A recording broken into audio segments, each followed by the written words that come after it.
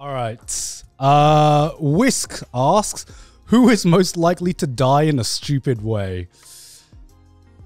Just, Joey, why? Joey just gave me the biggest fucking side eye of all time. Bombastic side eye. Criminal offensive side eye. I mean, this is pretty easy. Oh, is that my pen? Can I steal that? Oh, one? yeah. This one is like, I can't see shit. Define a stupid way. Like Darwin Award. Darwin Award? Well, not even Darwin Award. Just like something where you're like, you shouldn't have been doing really that. awkward if this comes true. Okay. Okay, ready? 3, 2, 1. I mean, he's an adrenaline junkie. Connor just has not afraid to get hurt. Connor just has this fuck around and find out kind of mentality. I do have this fuck around and find out mentality. And you know, sometimes I worry because sometimes I don't know if it's going to bite him in the ass sometimes. Garn and I are too cautious and too much of a pussy to do anything that's like dangerous. I mean, you know?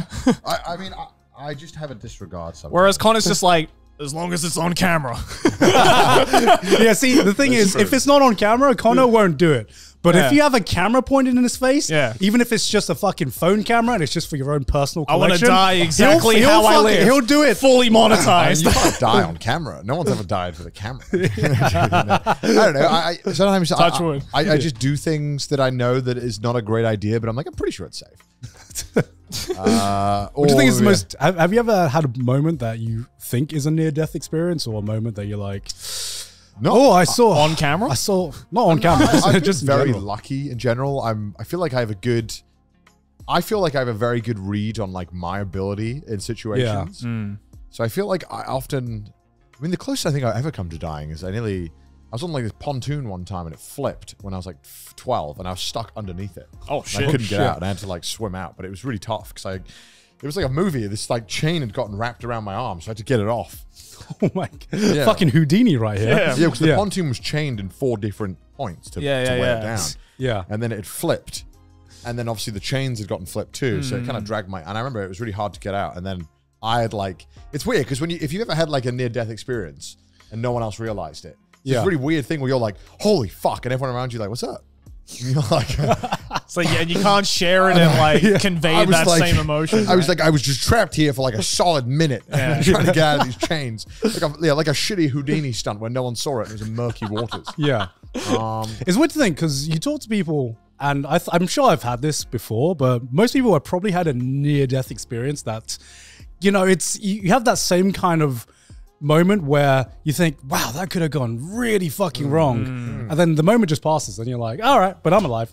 Yeah. And it's because you don't get any like, unless you have like a life-changing injury or like a really bad injury to anchor that moment to you, I don't think you properly remember that think most people don't realize it's a near-death experience until after the matter of the fact where they've got over it. And then they think back to it and they're like, oh no, actually, I could have died there. That might have been a near-death experience. But then again, it's like, I don't know, whenever you talk about that kind of stuff on the internet, there's always someone who tries to like fucking one-up you with like, you call that a near-death experience? Let me tell you my story. It's the same thing with like temperature. If you ever mentioned something was hot, someone from a hotter country will tell you. Yeah, exactly. Oh no, I had a fucking stupid near-death experience recently, actually, which probably definitely might have been a near-death experience. But so... as you know, I've been getting into like fidget toys recently. What? Kind of. How does this transition to your near death? Okay. So there is this fidget toy that I have, right? Which I don't know if it's really a fidget toy, but it's one of these things where, you know, it's a bunch of like small metal spheres that are magnetic. And then you can form into like different shapes. I got you, right? I can't remember if you got me that or if someone else got me that. No, someone else got you that. Yeah, I think someone else got me that. But basically, it's a bunch of small metal spheres that you can make into any shape, and it's fun to fidget with and just squeeze and shit like that. I was using it at your house. It was fun. Yeah, it was fun. I was zoned out. I was zoned out scripting. And sometimes this has just been a bad habit. If I have a pen in my hand for whatever reason, sometimes I just chew on it. You know, people do that all the time. Unbeknownst to me, I had my little fidget toy in my hand this time, and subconsciously, I just started. Started chewing. Took a bite. Obviously, it's a bunch of small magnetic balls that are only. And I didn't know, and then I just started fucking choking. I had a bunch of small metal balls, and you know how they say this thing is just like, do not put this into a grasp of a 5-year-old because this is a choking hazard. No, do not put this into a grasp of a 33-year-old man because it is also a choking hazard. That happened. Luckily, nothing happened. It was just like a small little choke. Yeah. But that was like, that could have been bad. That could have been bad. Yeah. I told Cindy if you were taking a big bite out of that, dude, like I told Cindy to bin it immediately because I cannot be trusted. Like These beads tried to kill me.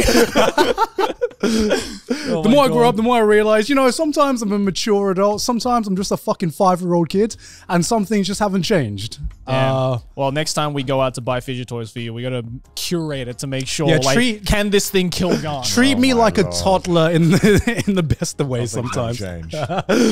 Holy shit. All right, do you guys want to pick one? Go on then, Connor. Well, I should do you say Futo one. Okay. Who's most likely to say they promised to show up for something but forget about it the day of? Sorry, why'd you look at me like that? All right. Ready? 2, 1.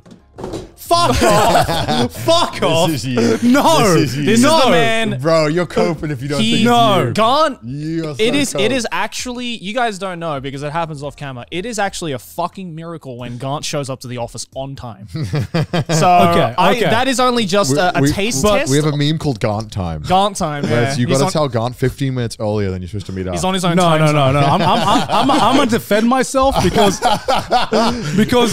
if something, I might not always be on time. I'm texting Maylene I might not always be on time, but I will always fucking turn up every single time. Why'd you say Connor then? Because if something, there has been several times when we've all agreed to do something, whether it be, you know, maybe it be a filming day or maybe it be an activity that we need to do before like a recording. And Connor's like, oh, I just completely forgot. Because if it's not specifically on Connor's calendar, it will just not exist in his mind. That's true. And that is true. But I do show up to things on time. So that is true. I still think that you're more likely to forget. I think, I wouldn't say I forget. Actually, I can remember some mornings where I would wake up, right? And I think to myself, wait, we didn't discuss. I mean, it says on my calendar that we have Trash Taste today, but I should just double check because sometimes we change days around. Yeah. There have been several occasions, not just one, several occasions where I've texted the group being like, hey, we're going into the office today, right? Yeah. And I double check. And Gant replied back like at 10:30, like 30 minutes before we're supposed to show up, and be like, oh fuck, I just woke up. I didn't realize that we have it today. What the fuck? So I still show up. And like during Gaunt time. because when Gaunt says, okay, I'm leaving the house now, that's not Gaunt leaving the house. That means he's getting ready to leave the house. Gaunt is always the latest. He is always the latest. All right, moving on. What are some of these questions? Why are people so obsessed with who's dying? Yeah, right? Yeah. We got like 3 people now who's asked us if we're going to die. Who is most likely to snitch among the 3 of you? That's a good one. Snitch? I trust you boys. These boys would never snitch. Snitching is... But... Snitches get stitches. Yeah. We know that. But obviously, it depends what kind of circumstance. Because there is a 100% chance I would snitch in a given... If it's like, hey, you get a plea deal if Gaunt killed someone and you tell people and you're like, all right, I'm snitching. All right. Snitch is a strong word. Yeah. Snitch? It's hard because I don't think any of us think the other ones will snitch. It's probably the reason why Trash Taste lost so long. Yeah. Who's most likely to snitch? If we ever did a crime collectively, I feel like we'd be pretty good at getting our stories lined up. Yeah. Yeah. I'm trying to think if there is a reasoning behind anything. Yeah. Ooh. Okay, I'm gonna put down an answer, I guess. All right, I'll put down an answer. Okay. All right. Ready? 3, 2, 1. Same brain cell. I didn't want to put one of you boys down. I felt bad. I was the same way. Meanwhile, I think he's the real snitch. A real snitch. He's a real snitch. You snitched on Joey. A real snitch wouldn't snitch. I believed in you. I exposed myself. That was the test. Me and Joey wouldn't snitch. We passed the test. Okay, now you got to say why you put down Joey. Yeah, why'd you put me down? I feel like Ooh. okay. I feel like none of us would snitch intentionally. I feel the only reason I put Joey down is because Joey's just so fucking chill and friendly that you just get into. Sometimes you just like he'd be in interrogation and you just like sit him down and just pretend to be friends with him, and he'd be like, "Yeah, Connor did this. You know, we had a fucking great time. You would accidentally. Yeah. I would accidentally expose. It's the accidental snitch. Yeah, you know? that's true. All right, I'll give you that. You still failed the test. God damn it. All right, let's see. All right. Who is most likely to make the others laugh unintentionally? That's a good one. Who's most likely to make the others laugh unintentionally? Ooh. Ooh, I know. I don't know about this one. Yeah. Unintentionally, I feel. Unintentionally is such an interesting choice of words. Why unintentionally? Well, maybe they said something that wasn't supposed to be taken as funny, but the way maybe they phrased it, or because of that person, you find it funny. All right, I'm gonna put down an answer. All right. Okay. You ready? All right. 3, 2, 1. Yeah. I think we all agree, right? Sometimes I just do weird shit. You say some of the weird most shit. like off-kilter shit I've ever heard. You know, and you're it's just like, so like part of me has been exposed by just going on Trash Taste, because you look at like my main channel videos where I have time to think about what I say, and I'm like, you know, sometimes I can sound eloquent, sometimes I can sound like I have my thoughts in order, and then I come on Trash Taste and I can't even drink water correctly. It's definitely made me realize how many small things that I didn't realize I did weirdly off camera without having a camera pointed at me. if you were a rapper, like you'd be one of those rappers who like make amazing like album material because you have time to think about it. But if I asked you to freestyle, it would just be some of the weirdest shit ever. It's like, oh, this guy sounds a lot different.